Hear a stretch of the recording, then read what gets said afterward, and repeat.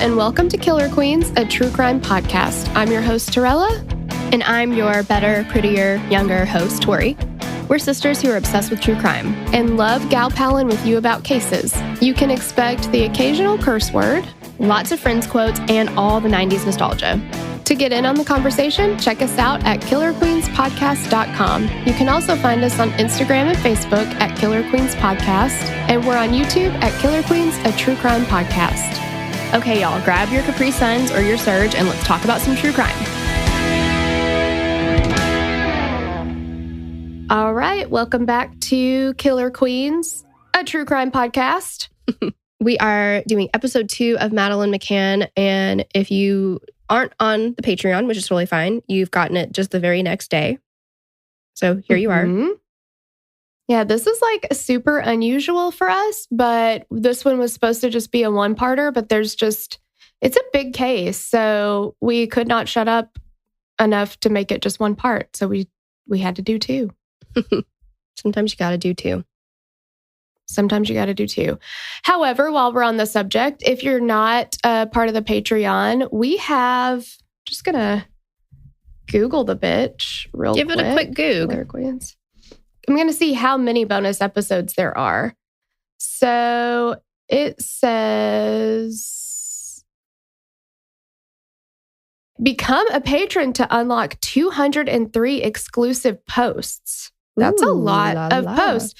Now, some of those are, I think a couple of them are like not full episodes, but pretty much everything else is a full episode. So we've got bonus episodes, we have murder mixtapes, we have doc jams, we've got all kinds of shit in there. So, and it's all ad free. All of it, even the regular feed. You get another copy of all of these episodes just without the ads. So, check it out. Yes, and we just got the sweetest comment just yesterday on our post on Instagram from Megan Riley King, and she's so sweet. She said, they are 1,000% my favorite podcast. They have a smokin' Patreon deal too. For $10 a month, you get an extra 2 episodes a week. I've never seen another podcast release so much extra content for that inexpensive price. I don't know. She said that cheap, but we don't like to use those kinds of words. We're not cheap. I mean, well, you look cheap. Exactly. And I pride myself on that. Okay. So, hey girl, thanks. Exactly. And she said, and you get to hear about their personal lives too. They're so hilarious and I just can't get enough. So, oh my God, so sweet. No, I was in love with that comment and I'm also in love with you. And now we're dating.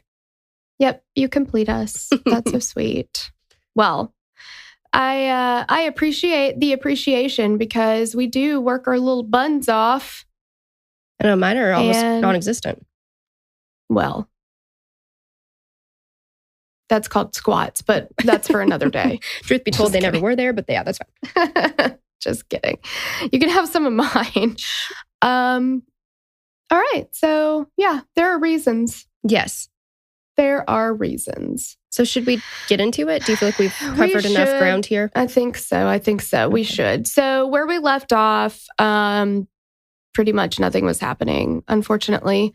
But Madeleine had disappeared at this point, and the investigators are starting to canvass the area. They're getting some eyewitness tips. And remember, Jane Tanner, one of the toppest 7, had seen a man carrying a young girl dressed in pink pajamas, which is what Madeleine was also wearing, walking away from like the apartment blocks the night of Madeleine's disappearance. And now we've got another sighting to corroborate that. On May 5th, another tourist, Martin Smith, reported having seen a white man carrying a little girl wearing pinkish pajamas. The child was blonde and around Madeleine's age, walking briskly around 10 p.m. on the night that she went missing. He thought that the man looked awkward, like he wasn't used to carrying children. We will get back to that. Smith was confident in his sighting and felt very clear about what he'd seen. The police felt very strongly that this was connected, particularly in tandem with the Jane Tanner sighting. What I'm imagining about the not used to carrying children is Rachel Green when she is given Ben. And he's like, Ross is like, hold him like you would a football. And she's like, this is how I would hold a football. Yes. Yeah. And he's like, okay, that's wrong. Yes, you're wrong. Like, just wrong. But and in the reenactments, like in the 60 Minutes Australia thing, and I believe I can't remember on the Netflix thing, but when they do the reenactment of the person walking away, I am assuming they're choosing this position because it's how it was described by the witnesses. But in the reenactments, the man has his arms straight out in front of him, and the child is like kind of draped across him on her back. So kind of like leaning, like head leaning back, feet hanging down. Well, I'm imagining like if somebody fell asleep on the couch and you were transporting them to the bed. Mm-hmm. Like you would one arm underneath the knees, one arm underneath the back. Right, yeah. And even the way that they did the reenactment, it was still more awkward than that. Like you could still do that in a way that you're kind of snuggling the person almost, you know what I mean? Like kind of, but the reenactment is not like that. And I wonder why they chose to do the reenactment that way. Was it because that's how they described it? Because all we're hearing is he just looked uncomfortable. Right. And that's very vague. That could be so many things, but we will get back to that whole thing. As the police continued to question people around Praia da Luz, they ran into 34-year-old Robert Murat. Murat was living in his mother's house about 150 yards from the McCann's apartment. Okay, that's suspicious all by itself, because what 34-year-old man is still living with his mom? Well, we get into that a little bit more too. But it seems like every 34-year-old man lives with his mom in Portugal. Mm-hmm. Like there's a lot of still living with mom there. I don't know why. But he decided, like, he sees all the police, he sees all the commotion, he goes over and he offered to help because he spoke fluent English, but also fluent Portuguese. Much like Colin Firth McCanns, on Love Actually. Mm-hmm, he just wanted to check. Mm-hmm, mm-hmm. But the McCanns don't speak Portuguese. So he's trying to help kind of be like a liaison between the two parties. He's like a translator. Mm-hmm. So police agreed. They're like, okay, yeah, that would be helpful because, there is this language barrier. But journalists started getting concerned with his behavior pretty immediately. They had almost an immediate distrust of him. And it is suspicious when somebody inserts themselves into an investigation. It has been, it can be a common thing that somebody who's involved will do that. Literally a tale as old as time. They always come back and they're like, well, I want to help. Mm-hmm. Yeah. They'll be involved in the searches for a missing person. Yeah, they want to relive it. Mm-hmm. And they also want to know, if you're literally the translator for the police to the family, you have some inside information. Exactly.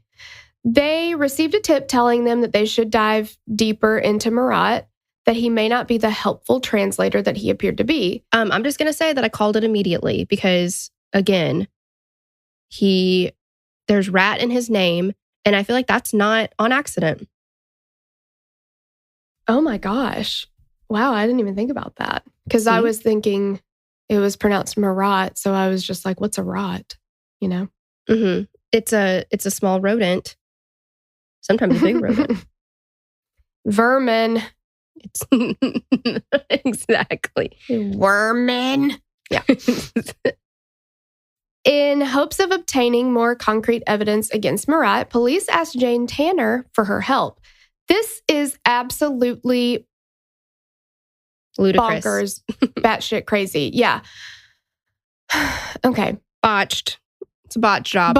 Yeah, this is botched. This is Frank Reynolds botched. Mm-hmm. So they decide they're not going to do a lineup because that's ludicrous. Yeah. So what they do is they take Jane Tanner, because remember, she saw a man carrying a child that night.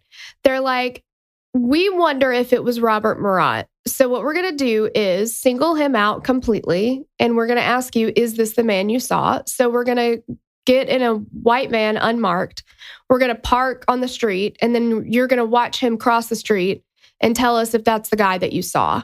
We're And also she's going to like- give him a child to carry, and you're going to tell us if this is ridiculous. Yeah, exactly. And so she's looking at him and she's like, yep, yeah, that's the guy I saw for sure. And they're like, okay, done. So he becomes an official arguido, which is suspect in Portuguese. And Oh my gosh, are you fluent in Portuguese? I am now. Mm-hmm. Yeah. They immediately search his home. They seize evidence. They take photos. They're looking through his garden, his mother's garden. They dig it all up to see if there's remains. Ooh, I bet she was buried there. hell. I bet she was. Computers, phones, videotapes, all kinds of stuff. So they bring him in for questioning. And they say, you know, they want to know where he was the night of the disappearance, particularly between the hours of 9 and 10 when she was believed to be taken.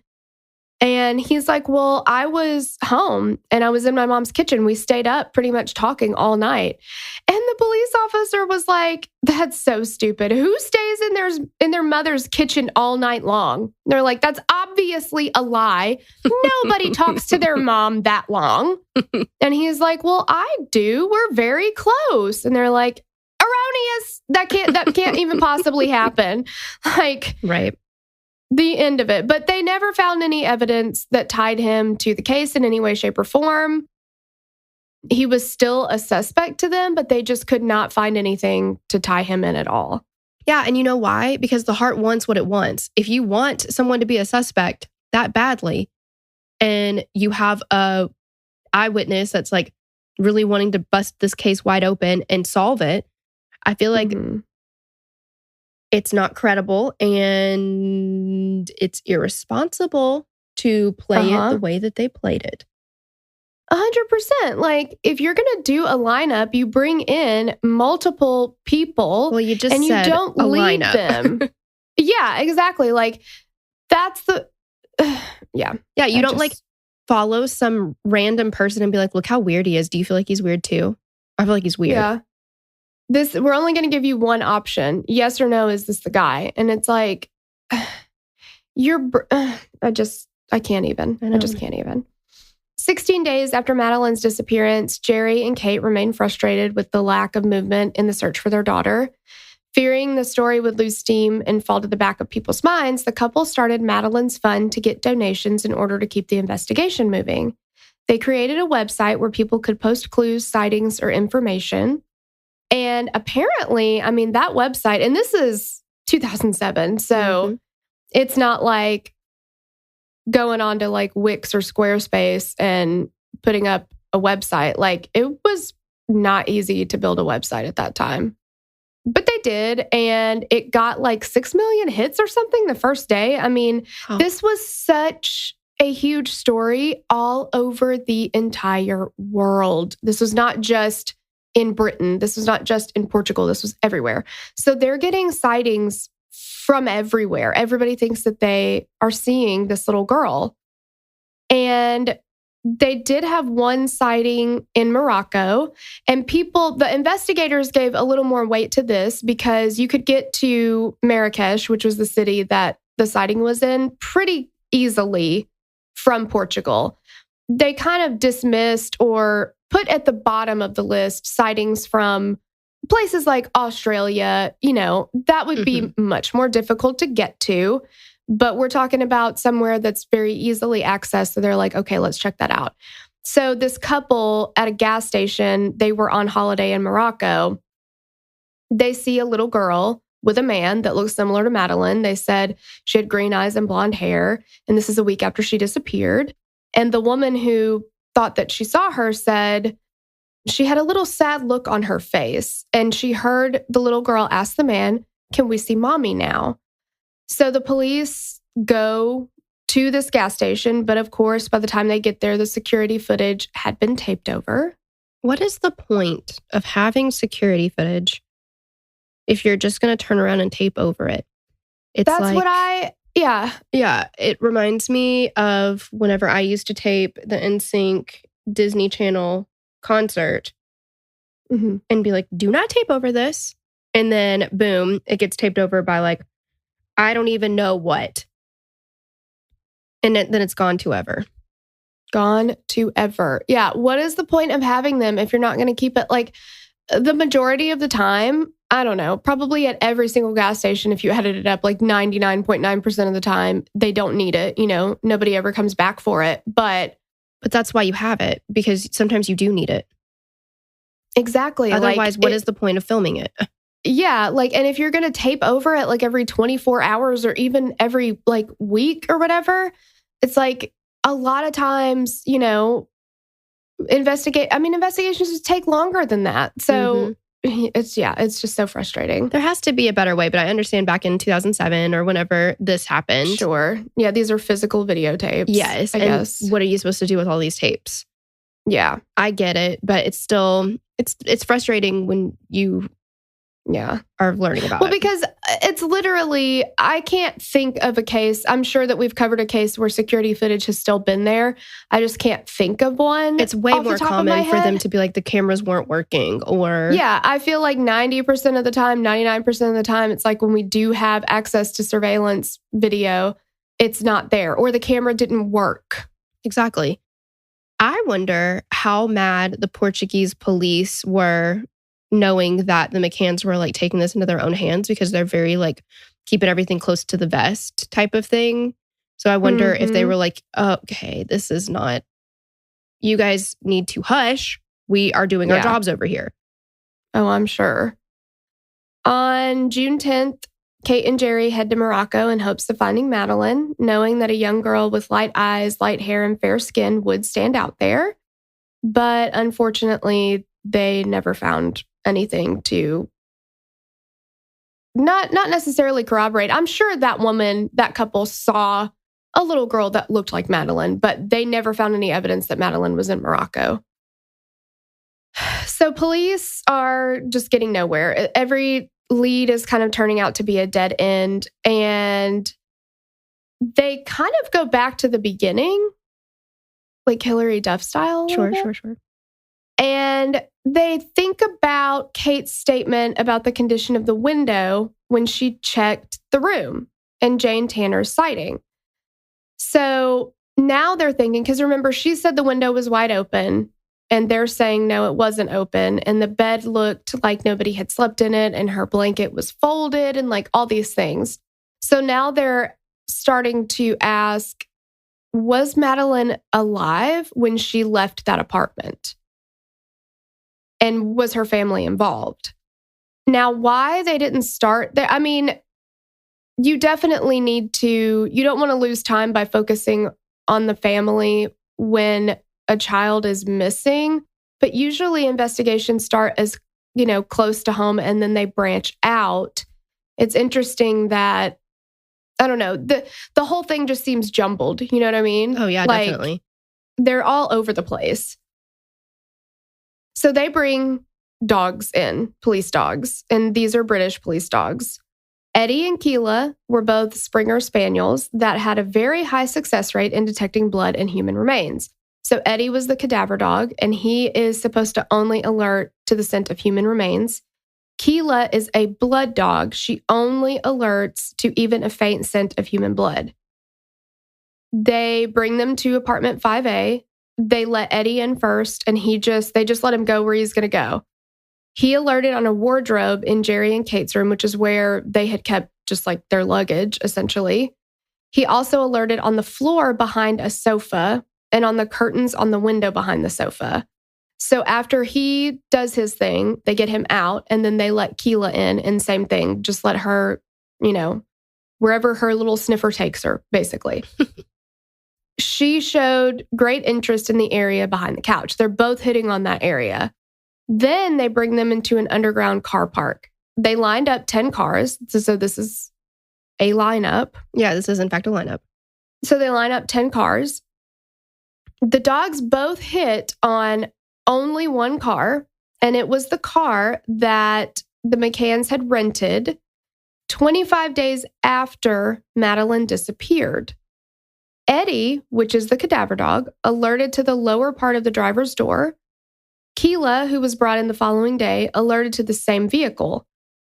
The car was thoroughly searched, and samples from both the car and the apartment were sent out for forensic testing. The police decide that this means Madeleine died inside apartment 5A. Her body was transported in that rental vehicle. And now Kate and Jerry are no longer viewed as this grieving family. Yeah. Okay. Question, because I got a few. Where is it proposed that they kept her body for 25 days? That's what I'm saying. Where in the world are they thinking that it was? Because they didn't have the rental car yet. Exactly.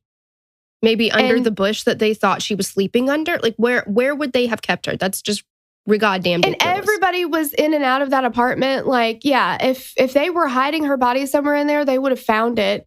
And not to be, super morbid, but 25 days, that's not going to be an easy transport. And it's not in the summer going to smell pleasant.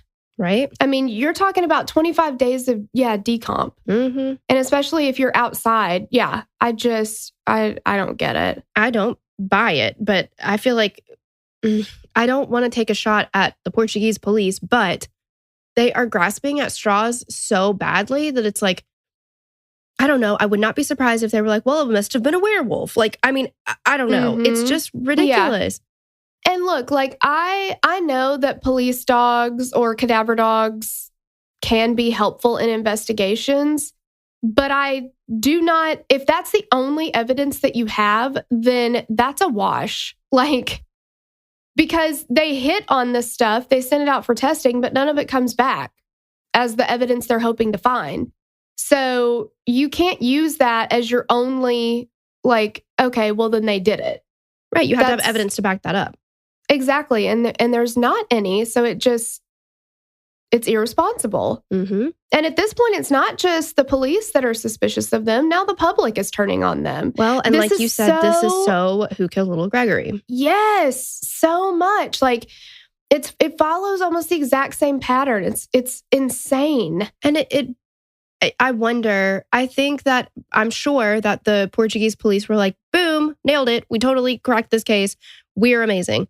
But I wonder how much of that, I don't know. It seems like these things go hand in hand because in the media, it's like a circus, right? They've got the best stories to run now.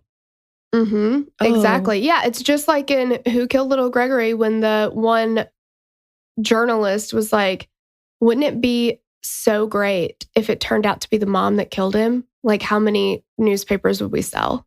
Like, literally, that's what he said. Mm-hmm. That's horrific to think that way. Like, this is a human life. These are humans that are living this, that have lost their child.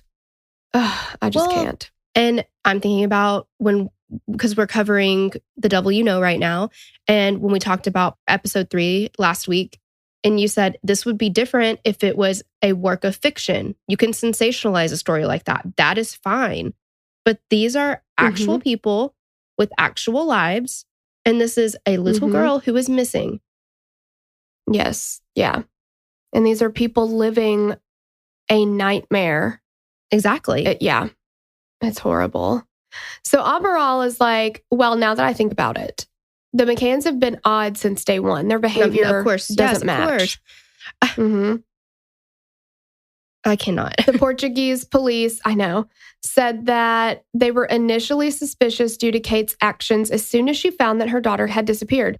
So she runs back to the tapas restaurant saying they've taken her. And he's like, why would you say they instead of someone has taken her? And I'm like, okay, because if you don't know who, you would say they, right? Yeah. Because you don't know he or she. Like, you would say they. But contrary-wise, if she had said someone's taken her, like, why wouldn't you suspect that it was a group of people? Clearly, you've done it. Yeah, or why? I'm surprised that they're not saying, why are you automatically saying that she's been abducted? Like, you're trying to push your own story on us or whatever, exactly. you know? And he just kept saying, there's no evidence that pointed to a kidnapping. Again, there's no forced entry, all these things. And I keep coming back to, well, no fucking shit. The door was unlocked. Like, exactly. Why do we have to keep saying that? Another concern the police had were that the twins had slept through whatever had happened that evening. So, because the twins are in the same room, they are asleep. Somebody comes in and takes only Madeleine. And then this was a little strange to me. Once the investigators got there, and, they had, first it was was it GNR? I forget Yes, it was GNR. Okay, acronym now. So first the GNR and then the PJ, and the kids are sleeping through all of that. So there's like tons and tons of people moving in and out. They're definitely going in the bedroom and looking in there. And he says the kids are still asleep through this. That does seem a little strange. I mean, kids can sleep pretty fucking hard though. Like, there's definitely times that I have thought, one or both of my kids are going to wake up. Like, our smoke alarm does that chirping thing in the middle of the night, and it's been right outside their bedroom. They don't wake up for that. Police sirens, fireworks on the 4th of July. Like, there are things that the kids will just sleep through. Well, Torella, do you happen to remember a little thing I like to call the tornado that hit our house? And I slept through the entire thing and had to be woken up. And I don't even remember. I have no recollection of it at all because somebody had to carry me to where we were going to safety. And I was like, do you guys not realize that I am sleeping right now? Yeah, and it literally sounded like a freight train ran through the middle of our house, and a tree, 100-year-old oak tree, was laying on top of our house. And Tori was like, huh? Yeah. Like, she was totally dead asleep. Slept through the entire thing. Yeah, kids can sleep pretty hard. I feel like it's really unfortunate because I used to sleep great, and now I wake up when I hear like someone breathing in another room. I'm like, what? Yeah, well, your 30s are wild, man. Totally. Yeah, because now you have to get up and pee at least twice a night, and it's a whole thing. I know. But I mean, I do agree that it is a little strange that many people were in and out. I mean, I would think they're turning the light on even, and the kids are just like sound asleep. I don't know. So the police are like, okay, well, did you medicate them? Because how were they sleeping this hard through all this? But, okay, this is not the first night that the McCanns had been going in and out with the families, right? This isn't the first night that they got there where they were like, oh, this is a great idea. Let's all check in on each other's families. So kids are pretty resilient. I'm sure they can get used to a lot of things. Yeah, but I also think, like, when the parents are coming in to check on them, they're being quiet. And, like, I would think the investigators are not being quiet. They're coming in and just, like, talking in a regular... Oh, I see what you're saying. I was talking specifically about the parents and things like that. Okay. Yeah. Yeah, and when they come in and out, I mean, they're probably, like, tiptoeing and trying to... They don't want to wake them up because they don't want to ruin their fun. But in Kate's second statement, remember, she said, we always made sure to keep the medications out of the children's reach.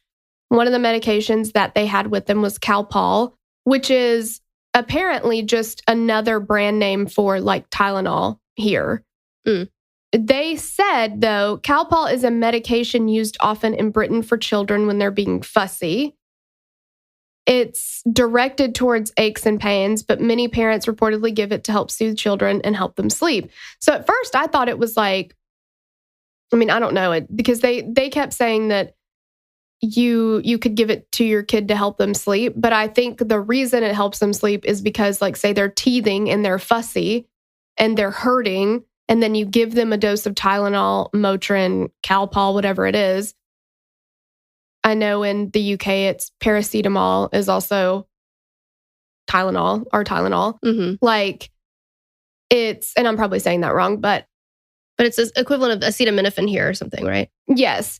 And yeah, they'll sleep a little bit better because it's helping relieve some of that pain or fever or whatever it is. So they were thinking, now here's the thing. If you give a kid Tylenol, that's not going to knock them unconscious. Mm-mm. Like, unless it's a Tylenol PM. Right, which they do not make for children. Mm-hmm. Like, I feel like the way that they're talking about this is you've medicated your kid, like Casey Anthony is talking about Zanny the nanny. Fucking bring her up. I know. But how could you not? Like, I know, it's obvious. Yeah, and the sun is shining and it's a beautiful day and she is pissing me right the fuck off. Like, True. It's just every day. But that's not what we're talking about here. We're talking about Tylenol. That's not what Tylenol does. It doesn't make you overwhelmingly sleepy. Right. It's not Benadryl. It's not Xanax. It's not, I don't know. Madeleine's grandfather, though, had said once in a television interview that Kate used to give this medication to the twins and Madeleine to help them sleep. But again, I feel like there's got to be some context around that, because I have certainly given my children Tylenol before bed when they've been teething or when they've been sick and they've, got a fever or whatever. Like, yeah, I'll give them a dose of Tylenol before bed because I know it will help them sleep, because that way they're not, why make your kid be in pain if they don't have to be? Right. And those kids are 2 and 3 years old. Yeah, they've been through teething. So yeah, I'm sure she has given them Tylenol before bed. But Amaral comes up with his own theory. Naturally, and he says, and he's like, I know exactly what happened. Jerry runs into this guy, right? Jeremy Wilkins, when he's going to check on the kids, and they're outside talking for a few minutes. And Madeleine wakes up and she hears this, and she climbs up on the back of the couch to look out the window to see her dad. She slips and falls. She falls behind the couch. She hits her head and she's dead.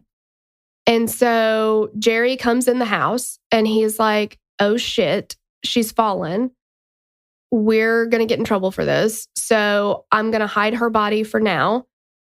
And then later, when they rented the car, they moved it to the rental car and then went and buried her somewhere or dumped her body.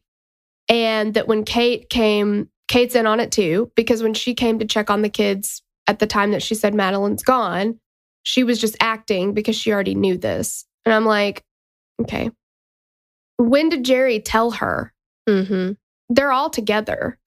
But then they're like, well, they all covered up for them. That is the most insane theory I've ever heard. And also, like, okay, where did the blood go? If she fell and hit her head, there would be blood on the floor, right? Unless Jerry went ahead and cleaned that up. Is that what they're saying? Right. And did they find evidence of blood being cleaned up? No. Did they find, they didn't walk in and the apartment smelled like bleach. They didn't walk in and there's wet spots everywhere from where something's been cleaned up. Right. They didn't walk in and find, well, exactly. I do not understand how parents or people who are close to, in this situation, like little Gregory, how Kate and Jerry don't flip the fuck out. Because if somebody accuses me of something very small, like I don't even know what, like if somebody's like, oh, well, you lied about what you were doing last night. I don't even know. I have no example because I am a truth teller and people don't accuse me of things. But if you are wrongly accused of something, like something even small, I know I would get pissed because I'm like, oh, no, the hell I did not, or no, the hell I would, Right, yeah. This is something huge. The police are accusing this family, these parents, of killing or covering up their daughter's accidental death. And they're responsible for it in some way. I don't know how they have not gone apeshit. I know. And now you're taking resources away from finding the person that took your daughter. Like, stop wasting time. Yeah, it's ridiculous. And at this point, they're the center of the investigation. Right. So they're like not even looking into other options. They're like, well, we got it. We don't need to do this anymore. Yeah, exactly. They're honing in on this. And they bring Kate and Jerry in for questioning. Kate comes in first and she has her lawyer. And they told them, they said, you need to come to the police station and you need to bring your lawyer. They told them to do that. But then so they're Kate like, gets there first. How suspicious. She's got a lawyer. Yeah, exactly. So Kate gets there first. She's interrogated for almost 11 hours. And finally, her lawyer is like, stop answering them. Don't say anything anymore. Why did he let her do that for 11 hours? I cannot believe that. Yeah, I don't know. So she stops answering questions and they say, look at how suspicious this is. You're impeding the investigation. You're not answering our questions. Like, why would you stay silent if you really don't have any reason to hide anything, Jerry goes in for his interview. He denies all of the accusations and he answered all the questions. He didn't, stop. But I mean, after 11 hours, my God. Well, that's the thing, though. If somebody is accusing you of doing something that you obviously or you did not do, And they are like, no, come on, I'm going to break them down. And they're like, okay, well, I'm going to ask you questions until you agree that this is something that you did for 11 hours. That's ridiculous. And then you're finally like, okay, I've had enough of this. I'm obviously not going to agree with you. We need to cut it short. And like, oh, see, only a guilty person would say that they don't want to do this anymore. Right. And I remember when this case was going on, I remember hearing about it in the news, and I remember hearing how guilty they were. Because they brought the parents in, and I remember the narrative at that time being, and the parents refused to answer any questions, or the parents refused to answer questions. And I remember thinking they did something. Like, I felt suspicious of them too, because we don't have the context of, she was questioned for 11 hours until she finally said, I'm not going to answer your questions anymore. Mm-hmm. This is not somebody who's not trying to help. It's somebody who is realizing... exhausted by trying to defend herself against something that she did not do. Yeah, and realizing that the police are just not accepting her answers. Mm-hmm. It's like Amanda Knox, when she's just like, anybody who's ever given a false confession, anybody who's been railroaded by investigators, that they all say the same thing. I realized that they weren't going to accept my answer. And to put an end to it, sometimes you feel like the only option you have is to be like, okay, yeah, it happened. That's what I did. Yeah, exactly. And I wonder what would have happened had the lawyer not been with her. Right? Exactly. Like, again, reminded of Making a Murderer. Mm-hmm. Yes. If you don't have a lawyer, if you have a slightly lower IQ, if you don't have the mental capacity to understand what is happening, it is so exploitative. And I feel like, again, it's very irresponsible, but this kind of stuff, every case that we cover almost, I'm like, I don't believe a word the news says anymore. I do not. Who do you turn to get the facts? I don't know what to do now. I know, because it's all about ratings, and it's all about selling, papers or whatever it is. Like, it just, you can't trust it. It's sad. Mm-hmm. So they asked Jerry about the rental car. Why are the why are the cadaver dogs hitting on this car? And he's like, well, I don't know. If I know. Yeah, he's like, we bought meat, from the grocery store there, and some of the blood from the meat leaked out. And we also had dirty diapers back there from you change your kid's diaper on the go, you just stick it in the back of the car, and then you freaking forget about it for a week every single time. You're like, as soon as you put it back there, you're like, I got to remember to throw that away as soon as I get back home. Totally going to remember that. And then 3 weeks goes by and you're like, what the hell is that smell? And it's your dirty diaper that you forgot. So, and they're like, no, the dogs don't hit on dirty diapers. The dogs don't hit on pork blood. They hit on human blood. So there's absolutely no possible way. And also, there's no possible way the dogs are picking up another scent. Like, for me, they've been in the apartment. They know that family's scent. They know Madeleine's scent. They know Kate and Jerry's scent. They know the scent of the children. Like, they've been in the apartment, so they know that family smell. Doesn't it make sense that they would hit on that family's car because it's a familiar scent to them? Oh, yeah, no, 100%. And also, I feel like I am not calling into question the amazing things that a blood dog or the cadaver dogs can do. Like, that's amazing what they can do. They have some good little sniffers. However, how does one smell the difference between human and pork blood? I feel like blood is blood. Yeah, I don't know how that works. There's got to be some kind of a science there. Yeah, I'm sure. Please don't come for us if the answer is super obvious. We just don't know. But it's like, we're just kind of trying to argue all the points here, but just don't. Yeah. But the thing about the dogs is, we're both huge animal lovers and we think they're amazing, but there is a margin of error there. They're not 100% correct 100% of the time. They're living beings that can make mistakes. Absolutely. And again, this is not going to carry the same weight as a fingerprint in blood or tons of blood spatter in the apartment. Like those are two very different things. I feel like it's a hunch. It's a strong hunch, but it's a hunch. Yeah.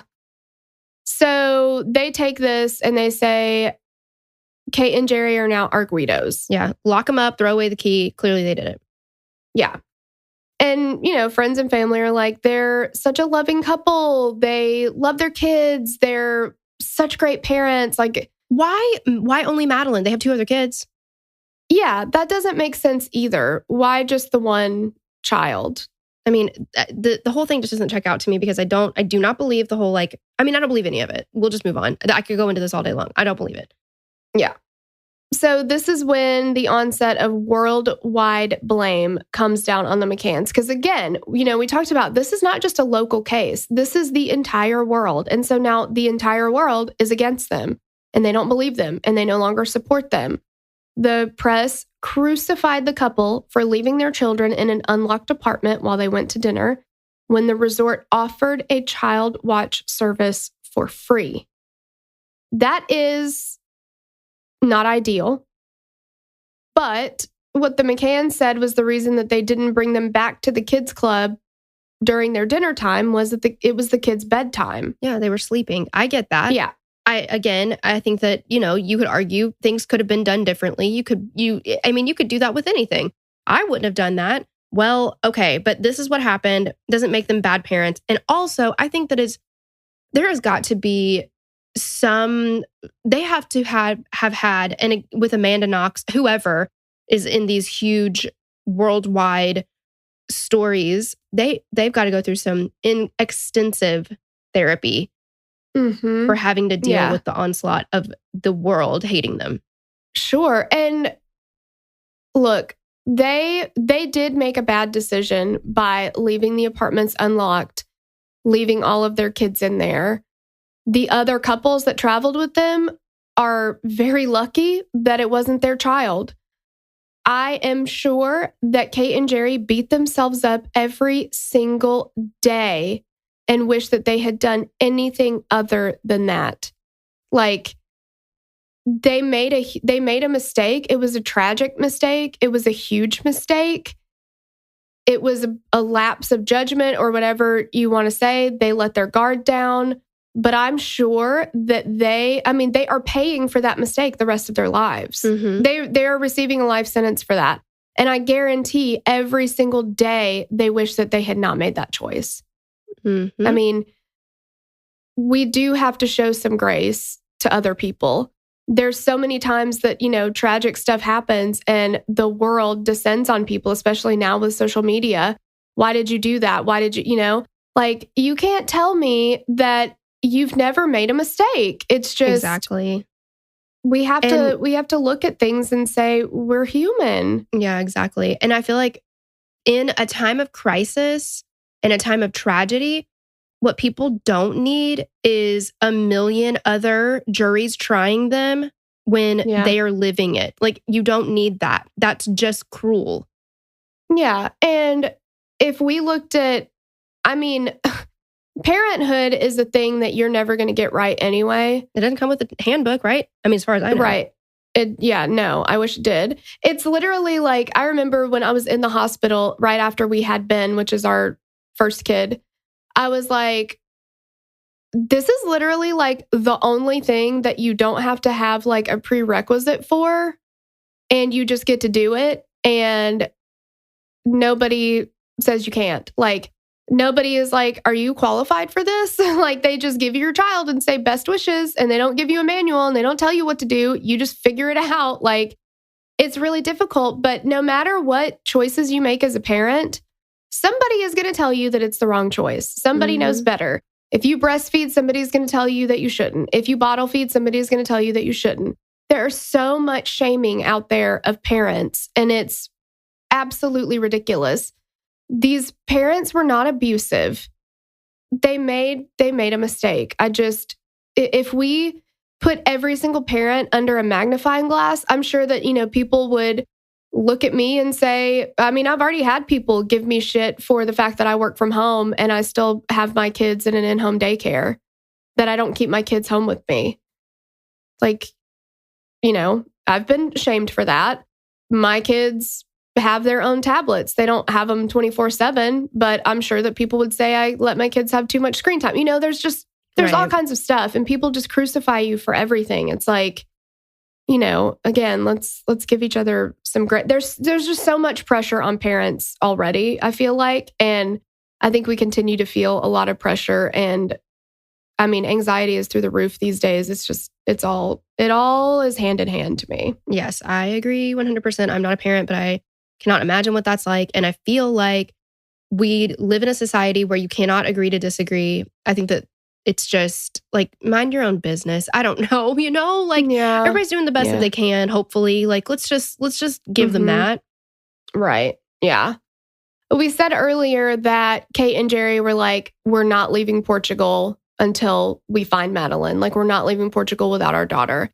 But at this point, they started to fear for their safety.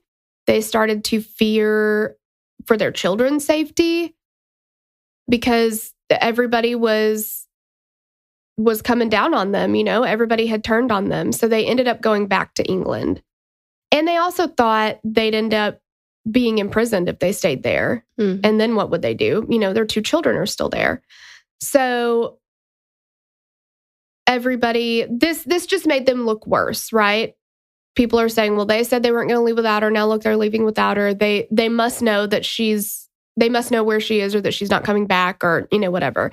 And I'm sure that was the most difficult decision for them, because if your child is going to come back, where is she going to come back? Like, you don't want her to be there and you not be there. Right. But at this point, it's too much of a pressure cooker.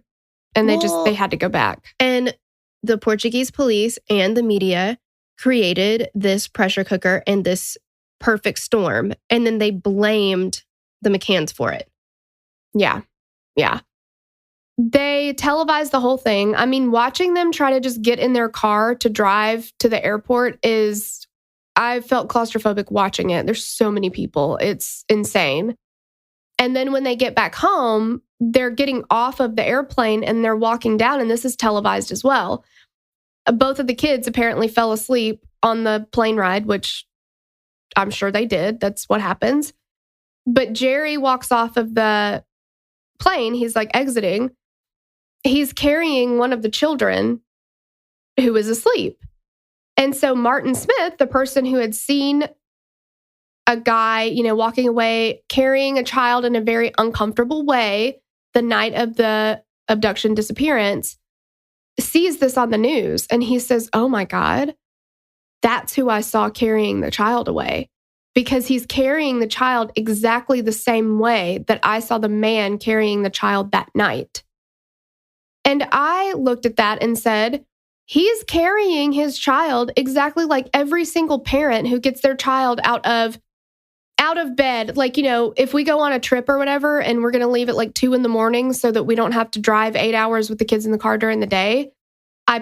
We each take one of the kids. They're asleep. We carry them exactly like that to the car. And you put them in the car and they fall back asleep. If you get home from something and the kid falls asleep in the car and you're going to bring them into the house, that's how you're going to hold them. Their head is on your shoulder or your chest, and you've got your arms like kind of under their little bums, and you're holding. That's how a parent holds a sleeping child. That does not look uncomfortable to me. That looks like how every parent carries a sleeping child. Yeah, and they're like dead weight, and they're just limp in your arms, and you're just holding them until you can get them somewhere else. I know exactly the stance that you're talking about. Mm-hmm. Yeah, and he said, I'm 70% sure, 70+% sure that the person that I saw carrying a child that night was Jerry McCann. Okay, well, that to me, 70% is not 100. And also, we have this mob pitchfork, let's crucify them mentality. Like, that passions are high. That does not check out. No, thank you. Mm-mm. After forensic results were received from the test samples sent out from apartment 5A in the McCann's rental car, while they did say Madeleine's DNA was present, there was nothing to suggest that she was killed in the apartment or transported in the vehicle. And her DNA is likely present because her stuff is there. Yeah. It's not unheard of for somebody who's staying in a place to leave DNA. Exactly.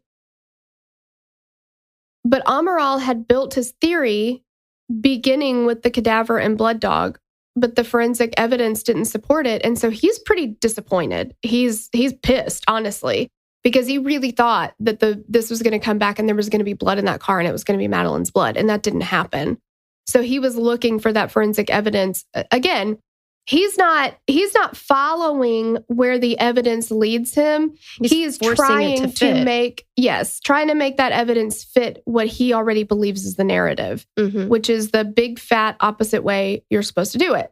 Well, it's irresponsible. And I don't think that somebody who's so close-minded and can't think outside of their egos should be in a position like this. Exactly. He ends up doing a phone interview with a British journalist, and because he was just so frustrated and I don't know, he ended up slamming the British police that were there assisting him or them in the investigation, and basically said that all they were doing was like pandering to the McCanns. They were doing just whatever they wanted. They're protecting them. They're not even trying to find the truth. They don't know what they're doing. All this stuff. Does he hear the hypocrisy? Yeah. So the interview was published and the public did not like that. And certainly the British public did not like that. They didn't appreciate it. And the British police did not appreciate it. So the Portuguese police were like, all right, you're off the case, dude. Like, you're done. We're not going to deal with this kind of a press storm against us. Do you think that Amaral at this time said, I'm a peacock, you got to let me fly on this one? I think he did. I mean, I don't know if he did a desk pop, though, and that's the problem. That is the problem. You got really going to want to get that desk pop in to show your dominance on the case. Yeah, and I don't think that he did that. And so I can see why they were like, I mean, if you're not even going to do a desk pop, then you're not committed. True. Like, totally. So now that Amaral is off the case, he's kind of the person leading the charge against the McCanns. And so now they're going to bring in a new investigator, Paulo Rebelo. He's a senior Portuguese police officer. And his view was more, let's see where the evidence takes us. Ooh, that's a bold move, Cotton. Let's see if it pays off. Yeah. And so now the pressure is off the McCanns because he's looking into everything. He starts over from square one and he's like, I really don't know why they were named Arguido. They shouldn't have been. I'm not sure that this is what should have been going on at all. But he ended up closing the case in July of 2008 because he said there was no new evidence. He just said, we don't have anywhere to go with it, so we have to close it. And in response to questions and statements about him deciding to close the case, he said, my conscience is clean. There wasn't anything else we could have done. And so he's just like, finished. So the McCanns and Robert Murat are no longer considered suspects. And surely Kate and Jerry are like, can breathe a sigh of relief. Okay, we're not suspected anymore, but they've closed the case. Like, so closing the case means it's 100% closed. It doesn't mean that it's cold. Right. And so they're like, nobody's looking for our daughter. Like, who's going to look for her? Mm-hmm. So they continue their search without the assistance of law enforcement. They do everything that they can. They begged and pressured the British government to reopen the case. They didn't respond. In 2011, Kate published a book called Madeleine, and this is her personal account of the night that her daughter disappeared and how she perceived the investigation, you know, her experience of the investigation. I would call that more like a memoir, right? Yeah, I would think so. And the book ends with her asking British citizens to reach out to politicians to open a brand new investigation into the disappearance of Madeleine McCann. And it works. Prime Minister Cameron announced that there would be an independent investigation opened into what happened to Madeleine. So Operation Grange was formed 5 years after the disappearance of Madeleine McCann. The Metropolitan Police are likened to the FBI in the United States. They also released an age-progressed photo of what Madeleine might look like as she approached her 9th birthday. That's so sad. It's just like, oh my God, it's so sad. 9. Ugh. The McCanns they felt hopeful, and they were I think they were reinvigorated, like, okay, you guys are actually doing some work. Like, we see that you're making progress. Releasing an age-progressed photo is so helpful because we're not looking for a 3-year-old anymore. That's not helpful. So putting this information out at least gives people something to look for. It reminds me of Sleeping Beauty. Why? Hello. When Maleficent is looking for Aurora or Briar Rose, and all of her little like minions are like, yeah, we've looked in every cradle. And she's like, cradle? This was 15 years ago. Like, she is now a teenager, you dumb bitches. Like, come on. Oh, yeah. I was like, they didn't have age-progressed photos. They should have, because then those little idiots could have found the age-progressed person. Right. Yeah. Maleficent was like, where is the age progression technology? Well, she was magic. She could have created it. I mean, you would think. She's just being lazy. I know. That's exactly what she's doing. Mm-hmm. Lazy bitch. It's not your fault that you don't watch Sleeping Beauty all the time and have memorized it like I have. I guess that's true. So Operation Grange is going to do the same thing. They're going to Hillary Duff it back to the beginning. Start all over. What do we have? What do we not have? And they found errors beginning from the moment that the police arrived on scene to apartment 5A. I'm sure that the British investigators are like, oh, fucking perfect. That's exactly what we were hoping for. I was hoping you wouldn't secure the crime scene. Fantastic. Yes. They never secured the apartment. People were just walking in and out, pulling shit out of everywhere. Just evidence was totally lost or destroyed in that process. The cell phone records of calls in the immediate area were never checked. Certain people of interest were never investigated. There were artist renditions of eyewitness accounts that were never released to the public. And they're like, why would you not have released all of this? Like, the people, if you don't get the sketch out to the people, then the people can't tell you if they know somebody that looks like that. Why would you keep that close? Well, and not but why release would you release an eyewitness sketch if it didn't look like Jerry? That's not going to help the case. That's a very interesting point. I think you're probably onto something there. Just saying. And here's the thing, like, with eyewitness testimony too. There's a guy named Scott Fraser. He is a forensic psychologist. He's a TED speaker, I guess. Like TED Talks? He has TED Talks. And he studies eyewitness testimony. He studies the human memory. And in one of his TED Talks, I'll link to it, he says, first of all, we have all the statistic analyses from the Innocence Project work, where we know that we have 250, 280 documented cases now where people have been wrongfully convicted and subsequently exonerated, some from death row, on the basis of later DNA analysis. And you know that over 3/4 of all of those cases of exoneration involved only eyewitness identification testimony during the trial that convicted them. We know that eyewitness identifications are fallible. Under the best of observation conditions, the absolute best, we only detect, encode, and store in our brains bits and pieces of the entire experience in front of us, and they're stored in different parts of the brain. So now when it's important for us to be able to recall what it was that we experienced, we have an incomplete or partial store. And what happens? Below awareness, with no requirement for any kind of motivated processing, the brain fills in information that was not there, not originally stored, from inference, from speculation, from sources of information that came to you as the observer after the observation. But it happens without awareness, such that you're not even cognizant of it occurring. It's called reconstructed memories. So what he's saying is, And in this situation, Martin Smith and Jane Tanner, mostly I would say Martin Smith, because Jane Tanner certainly knew that the person she was looking at was not Jerry McCann. But Martin Smith didn't purposely set out to frame Jerry McCann. But because he didn't think anything of it really at the time, other than that is kind of like an awkward way to carry a kid. Mm-hmm.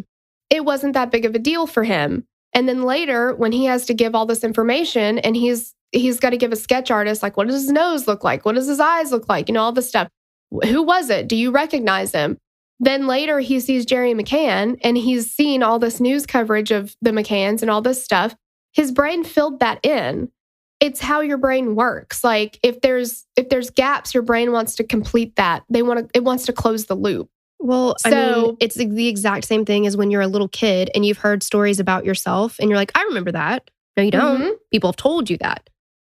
Exactly. And now you believe that it's a memory that you have. Mm-hmm. Yeah.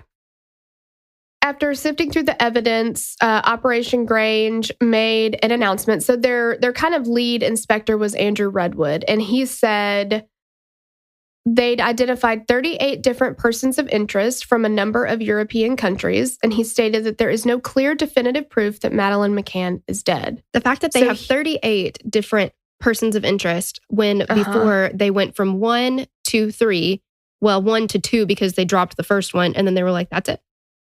Yeah, that's very disheartening. Mm-hmm. It's sickening, really. And look how much time is lost. Exactly. And yeah, exactly. Because could she have still been alive had they checked those phone records? Had they checked those? I mean, and we don't know. We don't know for sure that she's not alive anymore. I don't think that she is, unfortunately. Mm-hmm. So they ended up going back to the Ocean Club Resort, interviewing the staff. They talked to employees that were missed on the original investigation. I cannot believe anybody that worked there was not questioned initially, because now we're several years after. And what's the turnover? Like what is the likelihood that there's people you're just never going to be able to talk to? But they found that the reservation book at the Tapas restaurant was open for anyone to read. And the reservation that the quote-unquote Tapas 7 made was set in stone. And they called ahead and said, we are going to be here every night at 8:30, and we are going to be leaving our sleeping children at our apartments unattended. And that was like written in the book. They might as well have written down, if you want to abduct a child, here's the room number. Yeah, exactly. Here's where you can go to do this. Because they said the reason they put that in there was because so that they could get a table where they could kind of see the apartment block. They wanted to be able to kind of keep an eye on it or whatever. Okay, then right in there, they want a table close to their apartment. Nobody needs to know why. Exactly. I was like, oh my gosh. There are reports of people saying that they saw suspicious looking men kind of watching that area, the McCann's apartment particularly. And this resort is surrounded by actual roads. Like all around it are roads that people can travel on. So it would be easy for a passerby to get into the complex, no problem. And there had been a string of burglaries in the complex. And first level apartments and corner apartments were the most vulnerable to those. The McCann's apartment was both. It was on the corner and it was on the first level. So there's reports of somebody watching this apartment. It would be very easy for somebody to pick up on their routine because they followed the same one every single day. We know that they're going to be at dinner at 8:30 every night, and their door is going to be unlocked, and their kids are going to be in there by themselves. It's a blueprint. Mm-hmm. So through their investigation, they end up finding the man that Jane Tanner saw. It was a guy who was picking up his kid from the kids club, and he's like, yeah, that was me. I was picking up my kid. She was wearing a similar outfit. Like, that was just me. They also end up finding out that Jerry McCann could not have been the person that Martin Smith saw, because at the time that Martin Smith saw this person carrying a child, Jerry McCann was in the presence of multiple police officers. So the timing didn't line up. That all would have been such easy information to find out the day of the disappearance or the day after. Well, yeah. Why would you not have verified that shit? Guess who would have been able to verify that information? A fucking police officer. Exactly. I don't understand. Like, no, there's just no questions. It's just like, okay, whatever. Okay. I'm just not going to check any of that. Like, well, no, because it doesn't fit his narrative. Like, there's no way. So much time was wasted. In October of 2015, funding for Operation Grange was significantly reduced. They went from having like 30 people on it to like 3 or 4 people on it. The public was just like, why are you dedicating so much of our, money and resources to this one little girl? Like, it's sad that she's missing. There's tons of children missing. Like, if there's going to be a task force, it should be working on multiple cases, not just one. So I can understand that.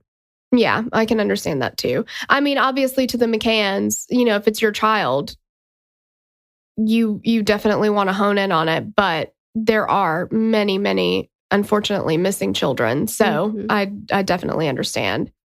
In June of 2020, UK and German police named a prime suspect, 43-year-old Christian Bruckner.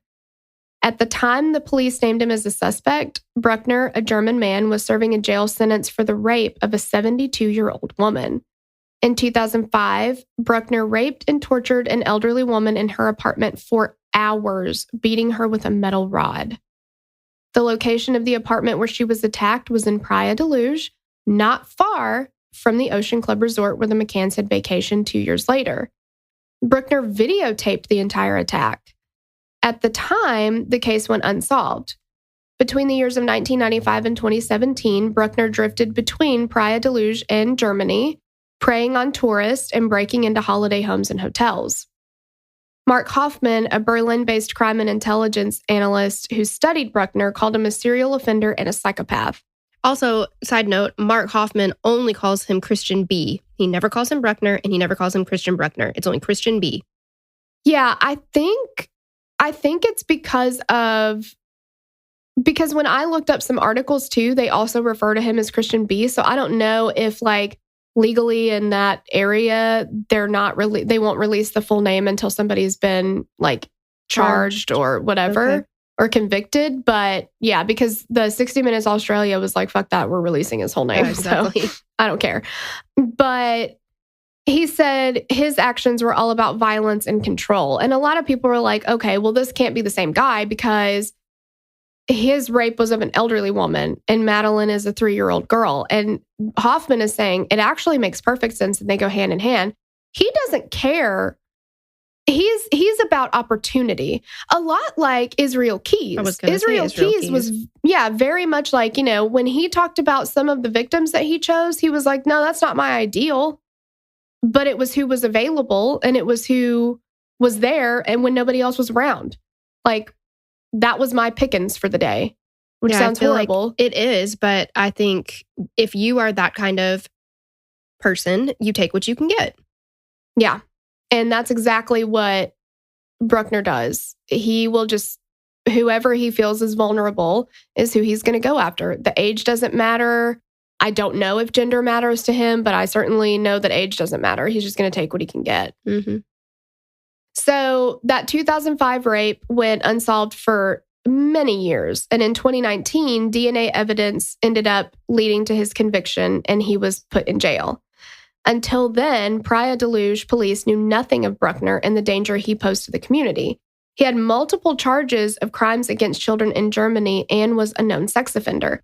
And during that time, Portugal didn't have a sex offender registry, and he was bouncing back and forth between Praia de Luz and Germany, but he wasn't listing himself as a resident in Portugal. So they literally didn't know about him at all. During the German police continued investigation into Bruckner, they found that his mobile phone was used in the immediate area of the Ocean Club Resort between 9 and 10 p.m. on the night of Madeleine's disappearance. The following day, Bruckner deregistered one of 2 vehicles that he owned. Shortly after, he left Praia de Luz and returned to Germany. German prosecutor Christian Walters the leader of the investigation into Christian Bruckner, said that there was very strong evidence that Madeleine was dead. And he won't elaborate on that. It's still an ongoing investigation, but he just says, we have a lot of reason to believe that he is behind her disappearance and murder, and that she is, in fact, now deceased. Some of the evidence that they did release about Bruckner was the time that he spent in some online chat rooms. He would talk about fantasies about holding and torturing a child. I think one of the quotes was, catch something little and use it for days, which is disgusting. He also says in one exchange, he's like chatting with somebody. It's so disturbing that there are enough people to have like these online communities and forums and stuff that want to participate in activities like this. But the other person, I don't know who, man, woman, whatever, says, how's it going basically? And he says, not good with me. I really want to, I don't even want to say it, F a little girl. And he's like, oh, well, who doesn't want to do that? And it's like, oh God, like so disgusting. Is this real life? It's so awful. And he talked about wanting to turn the cellar of his cottage into a dungeon, similar to the one that Joseph Fritzl used to hold his daughter. This is... To see a case like Joseph Fritzl, any case, it doesn't matter, and be like, ooh, good idea. I aspire to be that. Yeah. What the fuck is wrong with people? Bruckner is potentially connected to some other disappearances too. One of a 5-year-old German girl. She's never been found. One of a 6-year-old boy in Portugal. He's not been charged with any of these things, but there's a lot of things that are connecting him to possible other murders, things that would kind of make it his MO to do whatever happened to Madeleine. It's just, there's just very strong evidence. So he owned like some kind of deserted factory or something, and he used it as a storage facility, basically. Yes, in this like isolated part of Germany. Yeah, they searched that too, and they found hard drives and USB ports buried in plastic bags underneath his dead dog. Like he buried all that stuff and then put his dog on top of it. That is, I don't know why that really burns me up. Like, well, I have questions, and I think that it's valid. It might not matter, but did he kill the dog to hide the evidence? Did the dog die of natural causes? And he was like, oh, perfect, I'll just put this on top. Like, yeah, that way if somebody digs it up, they're like, oh, it's just a dog. I mean, good thing they kept going. Like, totally. There were thousands of pictures and videos found. Investigators, again, they're not releasing everything that they found, but they did say that there were several swimsuits belonging to little girls inside his camper. That's really disgusting. Yeah, that struck me in a bad way. I also cannot imagine. My first thought whenever I heard that they found like that, hundreds, I think it was like thousands of, or maybe hundreds of videos that they recovered from those USB drives and whatever, hard drives, that whoever had to go through all of that and watch it, I would never want that job. I could never do that job. Yeah. Yeah, like the people who had to watch all the stuff in like the Charles Ng and Leonard Lake case. And yeah. Oh my gosh, yeah. There's like, and again, we talk about that ripple effect, like every single episode, because you're not just affecting, like the victim is number one. Then you've got the people that loved the victim. You also have the people that have to investigate this, and the juries, and there's just so many people affected by these actions that these awful people take. And, and it's like lifetime therapy for people that are horrified. And well, then you've got the perpetrator and then their families, and they're having to pick up the pieces for that. Yeah, it's just absolutely. It's just so much. Senseless. At this point, the police have been unable to formally charge Bruckner with Madeleine's murder or kidnapping. He's still in prison in Germany. Kate and Jerry McCann are continuing to search for their daughter, and they do still harbor hope that Madeleine will be found alive. And I think you have to hold on to that. They still buy her presents for birthday and Christmas. You know, Kate's like, we have to think about how old she is and what's appropriate. And, you know, but she just says she's still our daughter. She'll always be our daughter. And until we know otherwise, we're going to hope that she's alive. I hope to God that she is alive. I really, really do. I do too. If he did decide to create some sort of a dungeon somewhere and hold her, the fact that he's been in prison for how long now doesn't bode well, because where is she? Well, that reminds me of the that cell, was something right? that he wanted to do. Yes, exactly like the cell. And that was something that he wanted to do. So is it possible that she is somewhere? Yeah. I can't imagine. It's awful. It is awful. But that's the case. I know. All the cases we've been doing lately, and again, I think we say this every time. We're always like, ugh, no, I don't like it. Yeah. We never leave awful. being like, yeah, we nailed it. That was amazing. It's like, they're always so sad. But yeah, lately I've been feeling really depressed by the time we're done with them. I know. It's awful. It's just like, why? Why do we have to? Why? Why do we have to have? Why do we have this many stories? Yeah. Why do we have so much material that we could cover? Mm-hmm. Yeah, you could never run out of it. It's awful. I've had guests of mine. They're like, do you ever think that you'll run out of material? And I was like, unfortunately, the answer is no, I don't. Exactly. It would be great if we did, but no, I don't think so. Yeah, I would actually like, as much as us being able to do what we're doing and being able to make this our living is incredible. I wish that we would be put out of a job. Mm-hmm. I'm sure police feel the same way. Exactly. Because that would mean that no more children are getting abducted. No more children are getting murdered. No more people are getting murdered. It's just, it's horrible. Mm-hmm. It is. It's awful. Unless we specifically did cases like 2 guys, 1 extra foot. Oh man, that was a fun one. That was a really fun one. Yeah. I'd do that all day. Oh my gosh. Yeah. That was one of the funniest documentaries I think I've ever seen. Yes. That was a hell of a ride. Loved it. It was. And it had a happy ending. It did. For, well, I forget his name now, John Wood. I honestly cannot remember. Because he got off drugs thanks to Judge Mathis. I do love that. Yeah. Well, thank you so much for listening, and we will catch you on the next episode. Bye. Bye. We'd love to hear your thoughts on this case. Connect with us on Instagram or Facebook to continue the conversation. Thanks for listening, and we will meet you back here next week. Bye. The theme song for the show is created and composed by Stephen Toby. You can find more of Stephen's work on SoundCloud. Our logo was created by Sloan Williams of Sophisticated Crayon. You can find more of her work on Etsy. Visit us at KillerQueensPodcast.com for merch and other info about the show.